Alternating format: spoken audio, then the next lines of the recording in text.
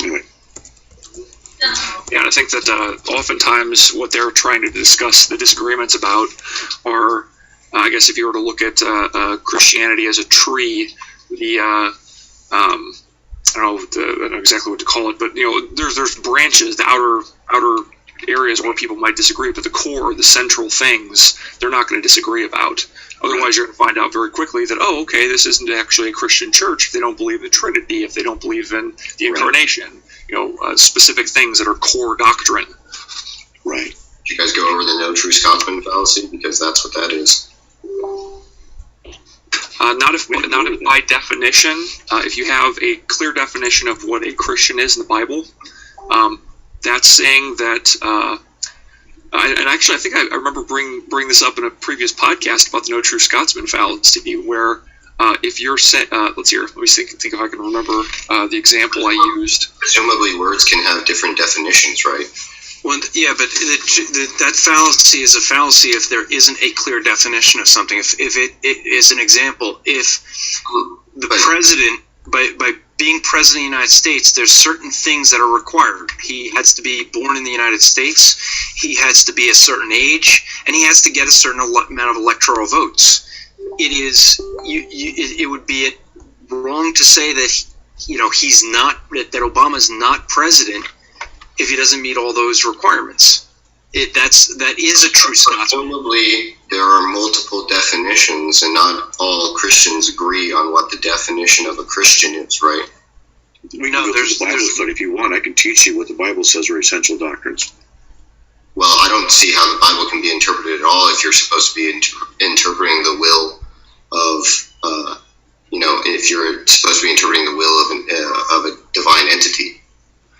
You mean we can't interpret the will of a divine entity? No. Where'd you get that? Well, I think it's logically impossible. How do you know it's logically impossible to be able to interpret the will of a divine entity? Well, because I take interpretation to be a form of hypothesis forming, right?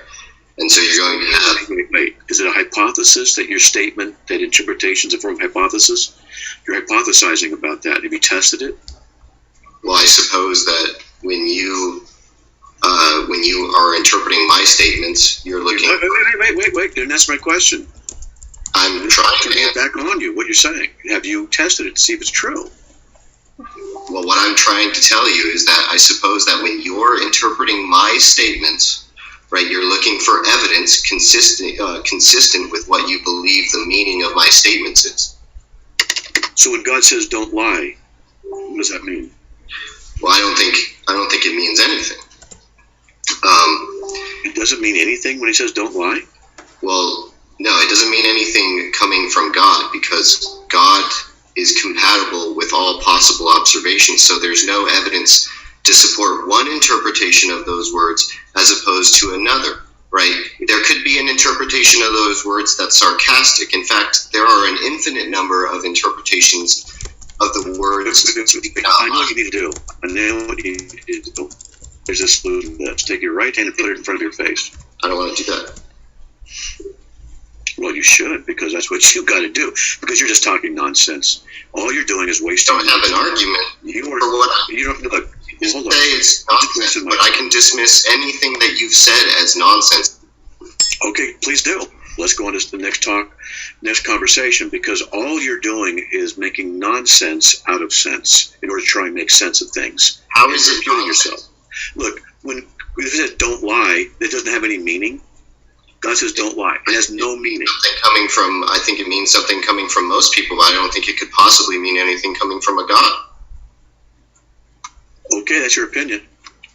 Well, if you'd like me to explain the argument, I will. No, I don't. I'm not interested in you explaining it. Okay, so you'd rather just have false beliefs then? You don't know if something has any meaning to it, so you don't know if it's false or not. I know when things have meanings. Yeah. Really? You said that when God speaks, it doesn't have meaning, but you know other things have meaning. So right. Now you're the determiner of what has meaning. Right, but that's because I take... Right? Gosh. I take interpretation to be a form of hypothesis testing, right? And you look for You look for evidence that supports one particular interpretation over another. We're done. I interpreted what you just said, that you believe rape is okay. Am I right or wrong? I believe you're wrong. But you can't say that by your own view. Yeah, I can. Because you're by definition you're saying that interpretation doesn't actually have a meaning. Can I explain the view? Can I explain the view before you start strawmanning me, please? Look, it's just a waste of time. Yeah, I'm not strawmanning you because of the fact that I let you define. All right, so. Waste of time. Yep, we want to make room for others, and it's immediately someone else jumped in, so.